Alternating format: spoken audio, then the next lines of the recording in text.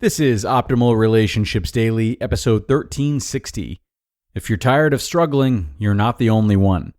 By Krista O'Reilly Davy-DeGee of alifeinprogress.ca. Hello, everybody. My name is Greg Audino. I'm your host and narrator here on ORD. Happy to have you back again, or if you're new here, welcome for the first time. This is the show that's all about improving your relationships one day at a time in about 10 minutes or less. Each day of the week, I'm here narrating articles to you that are about relationship building, or I'm answering your personal questions, which you can submit by emailing us at advice@oldpodcast.com. Now today, I'll be reading from Krista O'Reilly Davy-DeGee, who we haven't heard from in a little bit. This post definitely has a different pace to it than what you might be used to as a regular listener, but there's a lot of value nonetheless. For now, let's get right into it and start optimizing your life. If you're tired of struggling, you're not the only one. By Krista O'Reilly Davy-DeGee of alifeinprogress.ca. You're tired of struggling, but you're not the only one. She trembles as we speak. The diagnosis is only part of the reason. Her anxiety is built up over the years, and now it's hard for her to be in public. Shame covers her still, though the trauma took place years ago. She knows she should be over it by now, and wonders what people think of her inability to join in, to keep a job, to look like everyone else. She's a beautiful soul and is loved by many, but her insecurity and pain have erected a well-constructed wall, preventing joy from seeping in, keeping people out. And when she wonders aloud what people must think of her, I answer that what matters more is what she thinks of herself. She made a vow over a decade ago to stop hating her body, to turn away from a lifetime of body shame, of binging and restricting and constantly wishing she was different. More like her sisters, perhaps. She has worked to love herself and her body through pain, and as her weight shifted downward, and harder yet, the times her weight shifted up again. Despite all the years and all the work, she's fighting back tears today as she notices that roll around her middle that seems to have expanded overnight, pushing out over the sides of her jeans. She knows that some people might judge her, but the worst is the way she's judging herself today. She does not see what I see when she's chatting freely and letting down her guard, a radiance that's been hard won, a gentle beauty that spills out and touches others' lives without her even being aware. If you're tired of struggling, it may help to know you're not the only one. She is one of the kindest women I know, so generous with praise and encouragement for others, and so very hard on herself. She has her share of struggles and worries that she might mess up her children, the ones she loves most in this world. She's carried a burden of anxiety for so long, and I think wonders if she will ever truly be free. She's persistent, seeking, willing to do the work. But when the change she needs does not come easily, she wonders what's the matter with her. Why is this thing so hard for her and not for others? She sees the beauty in others, but cannot completely see the incredible gift and beauty in herself. Yet she's a delight to all those that meet her. She's stubborn and strong in ways she does not realize. Raising all those kids, serving and sacrificing, she lives out her values on a minute-by-minute basis. But there's also a darker side. Fear that she might crack, that even though she's managed to somehow keep it sort of together to this point, that one day she will completely fall apart. And what'll happen to her family then?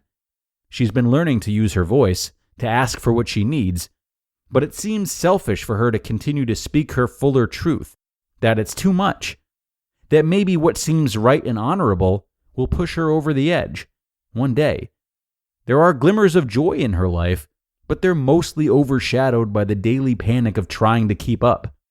What would people say if they really saw what's behind her closed doors?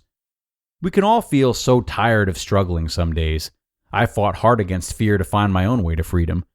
Sometimes change comes softly when we least expect it. Sometimes, in spite of life feeling hard, we need to make a decision to really live each day. She struggled back in school and turned to alcohol and sleeping around to feel loved.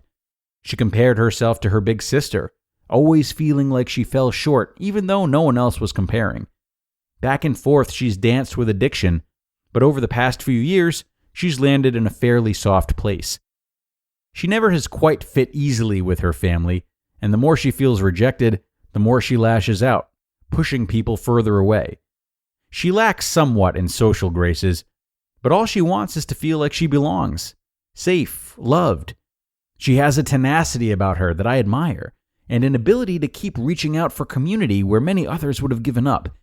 She wishes, perhaps, that she was different, that life came easier to her. But I think that all is as it should be. For we are all imperfect and encounter pain on this journey. Each of our struggles is an opportunity to listen, to love, and to learn. If you're tired of struggling right now, please remember that you are not alone. She is bold and interesting and a little fiery. She knows how to work hard and create and carve out sanctuary for others. And she's also completely overwhelmed and defeated, so weary of this relationship that she cannot fix. She thinks it's her fault. A better woman would know how to undo the damage, how to repair the breach. This is not the life she dreamed about all those years ago, nor the one the books and magazines promised her. This one is too hard. Sometimes she actually thinks about driving away from it all, but that's not what she really desires. There's so much shame swirling, dizzyingly around this broken place in her life. But she does not see what I see. She is a red tent sister, always ready to reassure and hold space for others.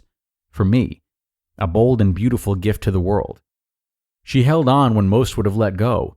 She fought for her family and her mental wellness and modeled strength and dignity even in the midst of abuse.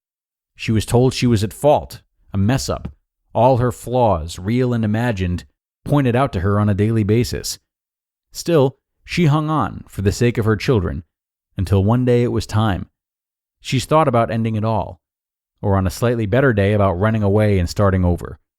But then she digs in her heels yet again and does the work laid out before her. There are many reasons to quit, many circumstances that she wishes she could fix both for herself and others. Her life has been far from easy, but she mostly puts on a brave face to the outside world. She's by far one of the strongest women I know, and one day I hope she'll see what I see in her.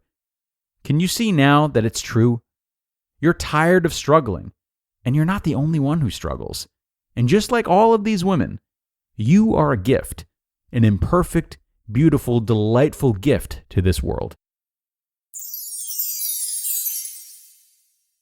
You just listened to the post titled, "If You're Tired of Struggling, You're Not the Only One," by Krista O'Reilly Davy DeGee of alifeinprogress.ca. ORD listeners, if you're here, then you're as excited as I am that mental health is talked about more and more these days and cared for more and more. And leading the charge is Noom Mood. As experts in behavior change, Noom has helped millions of people through their weight loss program, so you know that they can help you tackle stress too. They've definitely helped me with that, as something I've been struggling with recently is a sort of existential anxiety and an existential grief too. Just really putting a lot of energy towards how certain events impact the wholeness of my life and my identity. But Noom Mood has helped me to get more comfortable with letting things be what they are and preventing extra or unproductive thinking and rumination. And just like they helped me, they'll help you to better understand your personal relationship with stress and anxious thoughts so that you can take control, build resilience, and develop coping mechanisms that actually work. So start to worry less and feel happier by using Noom for just 10 minutes per day. Sign up for your trial at noom.com/ORD. That's NOOM.com/ORD to start your trial today. And many thanks to Krista for sharing today. Definitely one of our more poetic and narrative-based posts, which I always feel bring a different flavor to the discussion of relationships. A lot of people might say that the reminder of others who share their struggles is not necessarily comforting, but rather makes them feel as though the intricacies of their pain are not being acknowledged. But a post like this, I think, does a great job of bridging that gap and really bringing about that sense of camaraderie. So even though this might not feel like a typical post about relationship building, I encourage you to dig a bit deeper and look at it through the lens of that camaraderie. A big part of building relationships with others and having compassion for others is being able to step outside yourself and watch the stories of other people, as we felt like we were doing throughout this read. When we do this, we might find it easier to see that we share so much in common with those we never thought we did, and that so many of us are trying our best, and that so many of us have things weighing down on us that we might not even realize. So consider bringing this type of story when you reflect on the life and struggles of others, and see if it helps you to see them in a new light. Okay, friends, that'll do it for today and another episode of ORD. Thanks so much for being here. Make sure to check out our weekly bonus episode, which is also available today, and I'll see you next time, where your optimal life awaits.